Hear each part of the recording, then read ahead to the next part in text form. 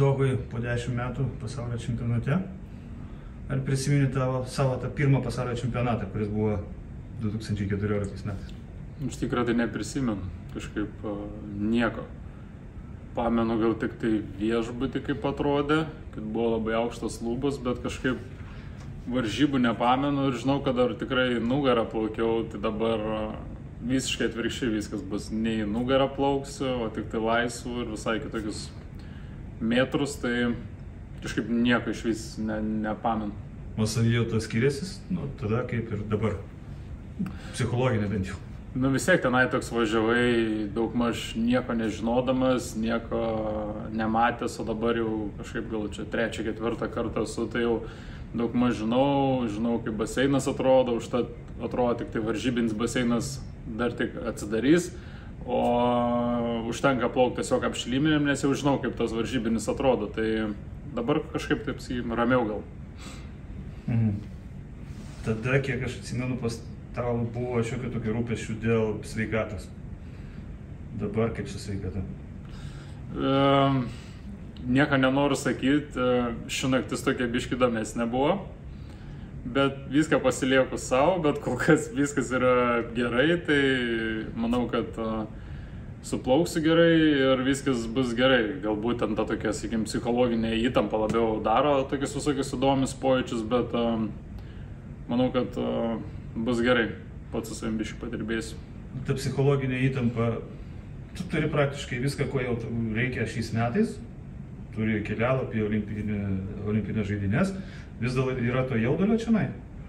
Vis tiek, jis tas kiekvienas varžybas, kiekvienas startas, visada norisi kažką pabandyti iš savęs, paspaust tokio kažko kito, ko nesuspaudęs anksčiau.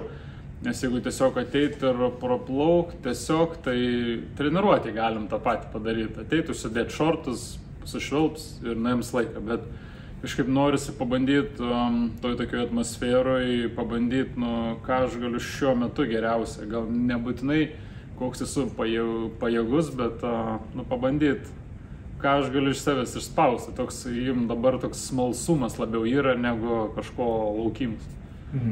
Šį kartą spausi, ko gero, ne tik iš savęs, bet ir iš komandos draugų, nes plauksi estafetės. Kaip pasiryžęs ten elgtis? Niekada nesam plaukę, kažkada esam plaukę 4 po 200, bet trumpam vandenį. Tai ten labai nedaug pritrūko mum iki finalo, o dabar plauksim ilgam vandenį.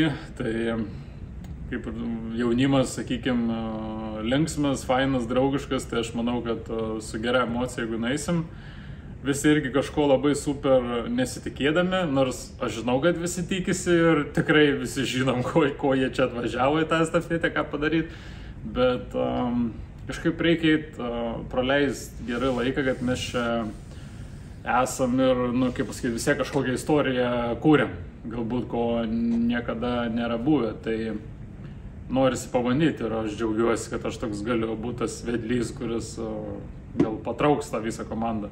Tas vedlys yra vyriausias komandos plaukikas.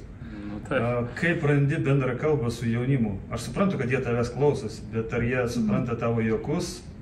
Tai mes kažkaip, ten jeigu už vienus esu ir 10 ir 12 metų vyresnis, kažkaip mums nėra to skirtumo, mes kažkaip visi vienodai, visi tie patys bairiai, užtat aš kažkaip nesijaučiu, kad čia būčiau senas ar kažkoks, tai viskas gerai, kad taip einas ir manau, kad taip ir eisis kažkokios ten atskirties mes čia neturim ir nedarom, nes vis tiek daug yra panevežiokų, panevežiokai supranta panevežiokus, tai viskas good. Plauksi pakankamai daug distancijų, kaip pasirengęs tavo kūnas, tavo nuomonė?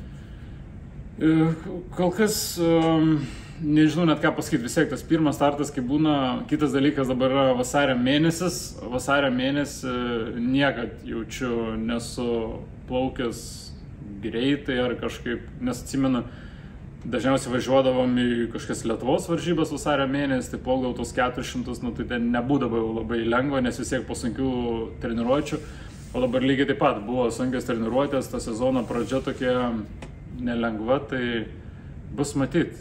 Pažiūrėsim po startų, iš tikrųjų, dabar kažką sunku pasakyti, bet norim pavaryti.